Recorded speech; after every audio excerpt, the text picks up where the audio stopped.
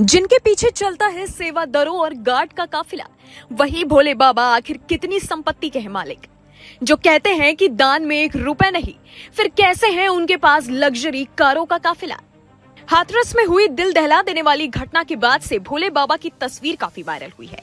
सफेद suit boot में बैठे ये बाबा का कहना होता है कि ये दान में 1 रुपए नहीं लेते, जिसको सुनने के बाद हर कोई अब ये सवाल कर रहा है कि अगर दान में कुछ भी नहीं है तो फिर बाबा का इतना बड़ा काफिला कैसे बन गया। सामने अगर इतनी शानो शौकत दिख रही है तो फिर पीछे कितना बड़ा काफिला होगा।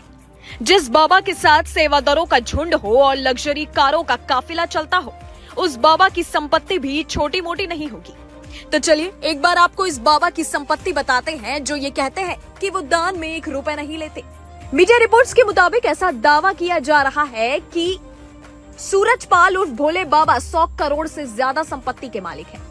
बाबा के पास लग्जरी गाड़ियों का काफिला है। जानकारों के मुताबिक उसके पास पश्चिमी यूपी में 24 आश्रम है। भोले बाबा 80 सेवादारों की फौज रखते हैं। यही नहीं, भोले बाबा के पास कोई झोपड़पट्टी नहीं बल्कि आलीशान आश्रम है। ऐसा बताया गया है कि बाबा का दावा है वो दान में 1 पैसा नहीं लेता। इसके बाद भी उसकी शानो शौकत हैरान कर देने वाली है। आपको जानकर हैरानी होगी कि मैनपुरी में भोले बाबा का आलीशान आश्रम बना है। यहाँ पर 6 कमरे भोले बाबा और उसकी पत्नी के लिए रिजर्व हैं। इस आश्रम में 80 सेवादारों की फौज है जो आश्रम की सुरक्षा में लगे हैं। बाबा का आश्रम करीब 21 बीघा इलाके में फैला हुआ है।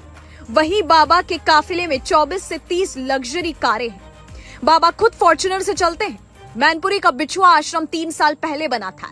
यूपी में कहीं भी कार्यक्रम हो तो वो इसी आश्रम में आता जाता है। 21 बीघे में बने आश्रम को करीब 4 करोड़ की लागत से तैयार भी कराया गया है। जानकारों की माने तो मैनपुरी आश्रम सीधे बाबा के नाम पर नहीं है। इसका निर्माण राम कुटीर चैरिटेबल ट्रस्ट की ओर से कराया गया है।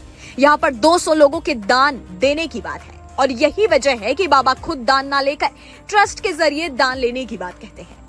हालांकि सिर्फ मैनपुरी ही नहीं बल्कि भोले बाबा का आश्रम प्रदेश के कई जगहों पर है। कानपुर के भिदनू इलाके के कसुई गांव में 3 बीघे जमीन का आश्रम है। वहीं इटावा में 15 बीघा, सराय भपूत के कटेखेड़ा गांव में बाबा का आश्रम बना है। नोएडा के सेक्टर 87 इलामबाज गांव में बाबा का आलीशान आश्रम है। आपको बता दें कि पश्चिमी यूपी समेत प्रदेश के 24 आश्रम है। हर जिले में बाबा ने ट्रस्ट बना रखा है। ट्रस्ट की ओर से हर एक कमेटी का गठन किया गया है। इसी कमेटी के जरिए सत्संग का आयोजन किया जाता रहा है। बता दें कि जब से हाथरस कांड में भोले बाबा पर गंभीर आरोप लगने शुरू हुए हैं तब से ही हर तरफ हड़कंप मचा है। बताया जाता है कि इस बाबा पर पहले से ही कई आरोप लगे हुए हैं। अब जो सवाल है वो ये कि आखिर सूट बूट में बैठा ये शख्स आपको बाबा कहां से दिखता है। जिस बाबा के सत्संग में लाखों लोग मौजूद थे, उनके ही सेवादार उन लाखों लोगों की जिम्मेदारी नहीं उठा पाए।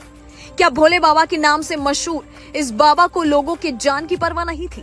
क्योंकि जो बाबा लोगों की भलाई और भक्ति में लीन होने का ज्ञान देते हैं, उनको अपने भक्तों की परवाह भी सबसे ज्यादा होती है। और अगर सिर्फ बाबा को अपनी शान और शौकत से मतलब था, तो फिर उन लाखों लोगों की जिंदगियों का जिम्मेदार कौन होगा? जो सबसे बड़ा सवाल है वो ये कि वो कौन है जिन्होंने सूरजपाल को एक बाबा का दर्जा दिया, वो भी भोले बाबा का दर्जा। आपको क्या लगता है? कमेंट कर जरूर बताइएगा। ब्यूरो